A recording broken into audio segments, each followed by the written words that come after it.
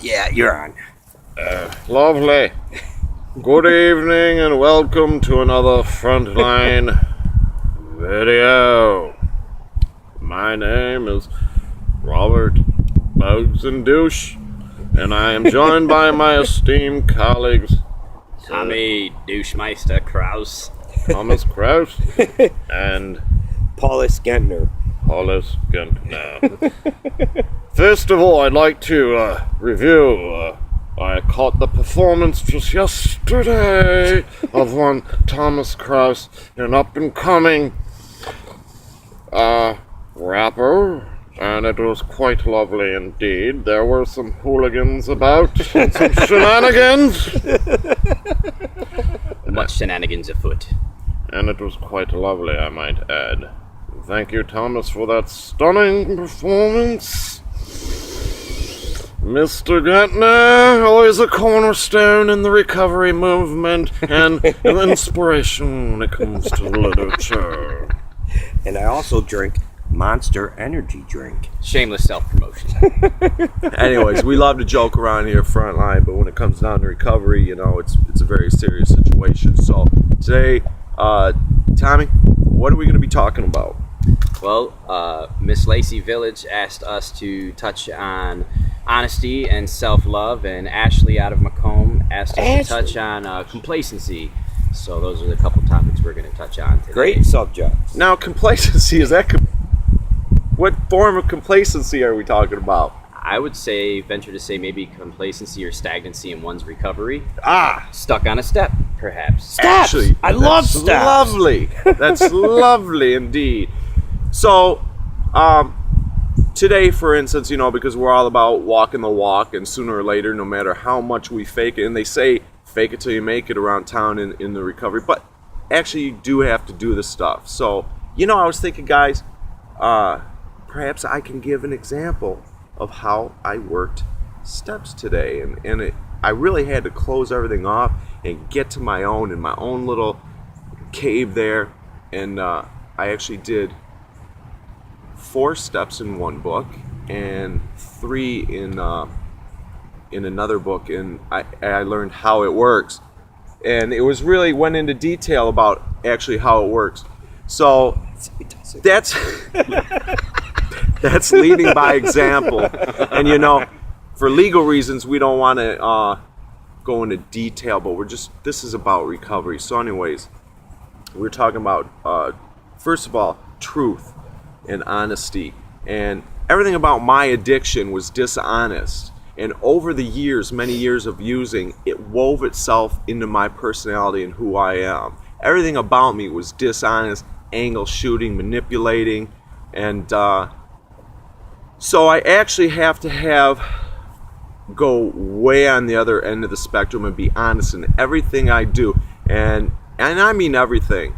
And the only problem, the places where I lacked that honesty was in my gambling addiction, which is just another form of my addiction, and my relationships, and I'm getting a lot better at that.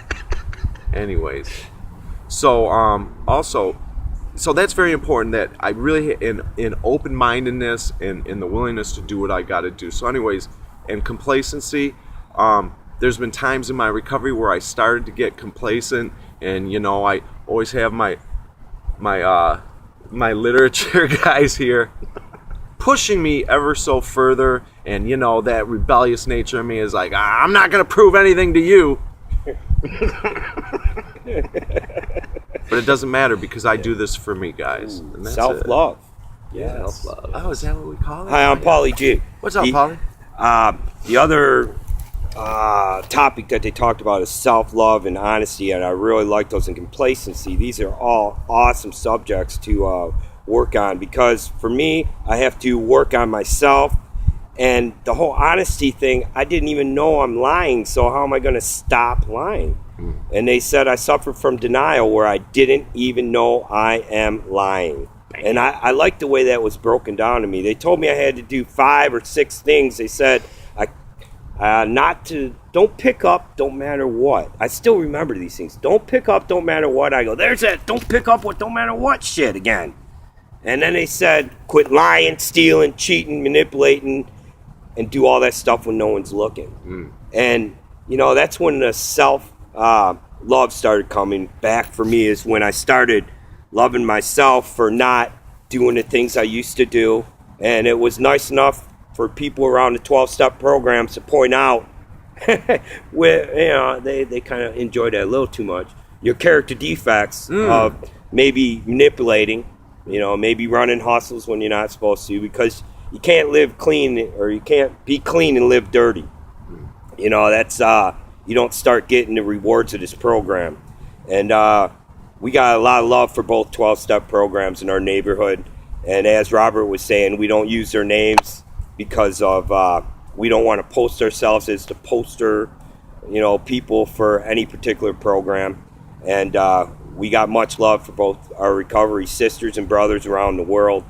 And honesty is a great topic, because, like I was saying, I didn't even know I was lying when I got here. So how did I figure out how to stop lying? It's when I got to the tables and started talking, and noticed other people were sharing from the heart. And I wasn't just a literature. I read something in a book and come be a 12-step parakeet, where, you know, I'm just saying, don't use no matter what. What do you mean, like use it Fake in your it. life? Fake it till you make it. What? So you actually apply the literature to your life. Yeah, so when I found out, when I started living the program, and then, you know, the complacency, I could not just go to a meeting and hide out there. I had to actually participate, and then they taught me I had to participate in life, to where I actually had to apply these principles in our life. And the things, most of the principles, really, the first ones are honesty, open-mindedness, and willingness. There's quite a few more after that. You know, integrity is great. You know, being a person of your word. We learn to do service work around our area. You know, these meetings, they don't just open up by themselves. What? What? Hey, you know, leading by example. Let me tell you, I'm kind of in a little bit of rush, guys, because I got to get in. This is no bullshit. I just got a phone call. Hey, are you going to me? Well, yeah, but I'm leaving at 6. It starts at 7, and the reason why I'm going is to help set up chairs, and it's not even an official position. And that's what I'm doing. You're my hero. Everybody needs a hero, Rob, and today, you're my hero. Right. Salute to douchebag. The thing is complacency is doing something about it. You don't hide out in the meetings. You actually participate. You help set up. All of us are uncomfortable when we first get here. You know, what we do is, the longer we stick around the recovery community and start getting involved and plugged in, we start getting that vital information that'll save our lives. You know, if you're confused, stick around. See, that's why I don't like that fake it till you make it. It's more like stick around confused until you start figuring stuff out and your life starts getting better. And things will start getting better if you put down the drugs. And we practice complete abstinence. You know, for me personally, I have to abstain from all minor mood altering chemicals. And that's the only time recovery started taking place, and where I would actually accept the principles of the program. I could actually maybe see myself doing the things that they asked me to do. And all the suggestions we got were valid. It's sometimes I like to manipulate it into my version. That's why we always have the book, you know, because sometimes it's all about me. That's all I got for tonight. Thanks for all the people and all your support. And if you guys leave comments, we do answer them. You know, we love all the people that, you know, interject. You know, that is, it means so much to us, and we really appreciate it. You have a good night. See you next week.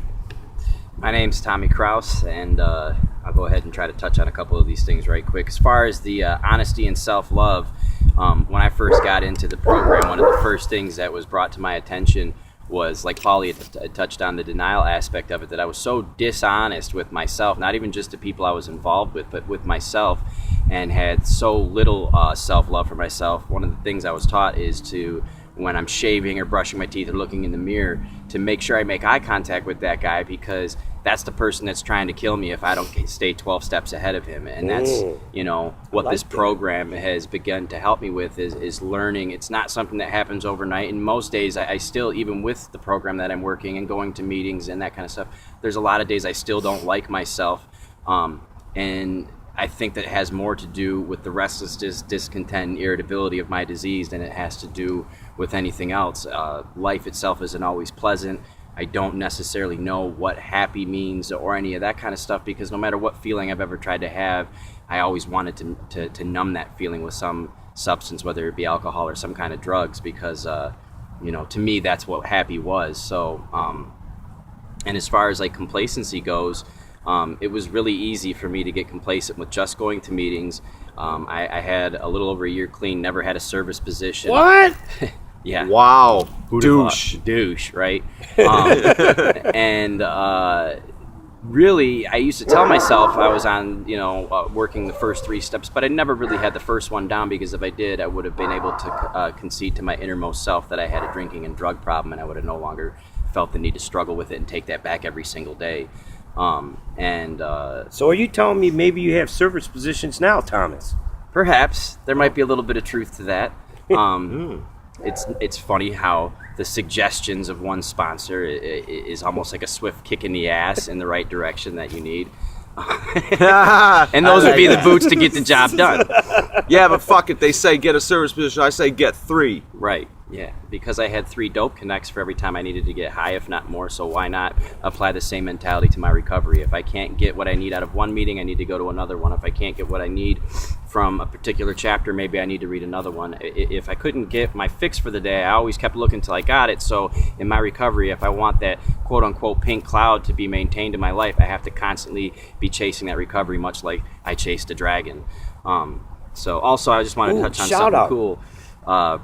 Brian's Hope and everybody that's involved with that. That's right. Thank you for having us out this last Wednesday out in Waterford. It was an honor to be able to walk into a police department and walk out. They let us go. They didn't even. I don't even think they really knew who we were, because I don't think that would have happened.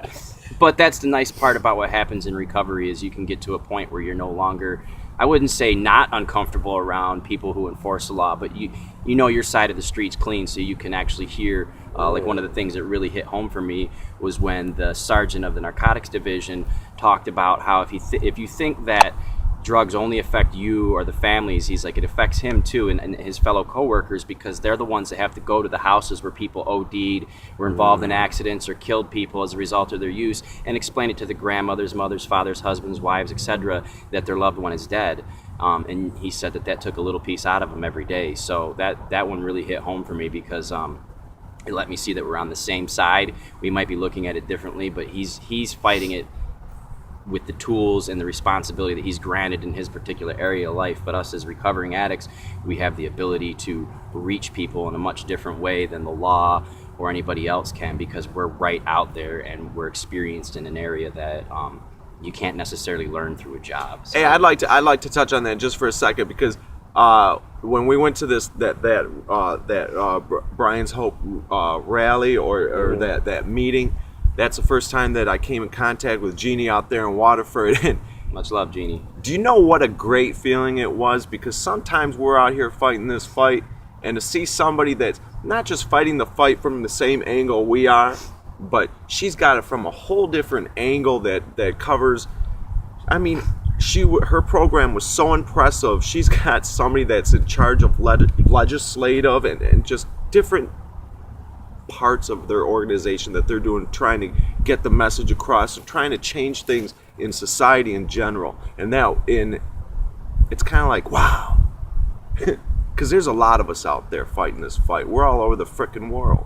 So let me interject. Yeah, go ahead, Paul. As you notice, we usually wear these frontline shirts when we go into like the rehabs. We don't always wear them running around. We're not like a private organization.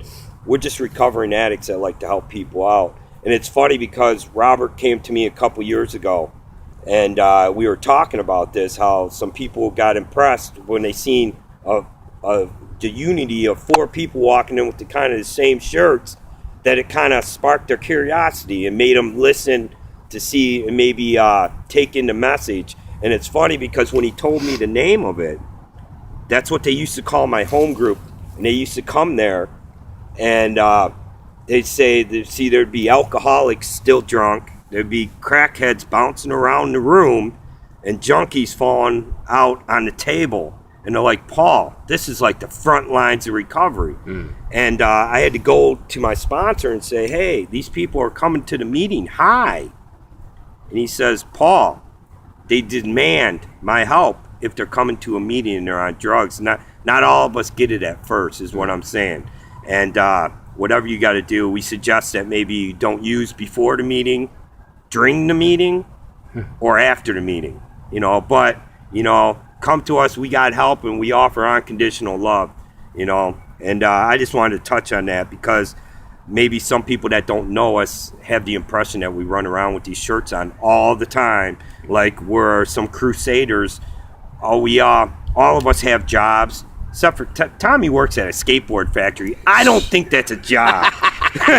No, that's a dream come true. Really. That is. No, all of us go to work. I'm a plumber electrician. Rob's electrician. Tommy, once again, puts together skateboards, which is real cool.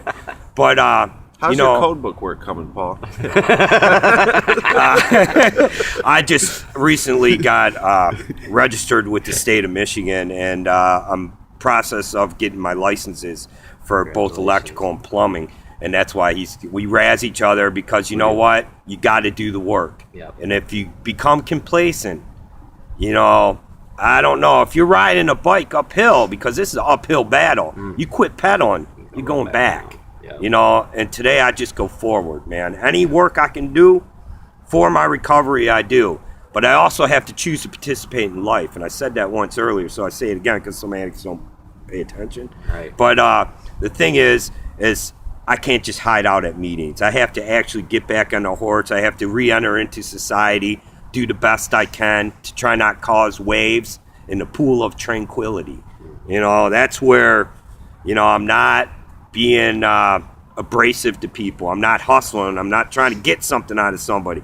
I'm actually going to see what I can put into society today. And, God bless. Thanks again for watching us. And we're at 17 minutes. I just want to say a quick goodbye? thank you. I just want to say a quick thank you to my dad and my sister for making it Oh, out yeah. to my Oh show my yesterday. God, that was fantastic. I really owe it all to the fellowship and the programs that I'm a member of because I don't think my life would be at a place where I would even want my family to come out and see me perform. So to have them show up unexpectedly and step outside of their comfort zone to come see me do my thing was really awesome, and I'm very glad you guys Two got thumbs to see up. it. Want to say goodbye? Thank you. Yeah. Okay, here we go. This is Rob.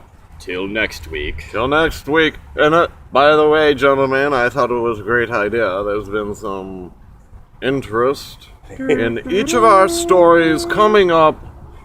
We will be recording our individual stories of how we got here and what we did to get better. Yes. Thank you. Have a good night. Thanks Peace. for watching.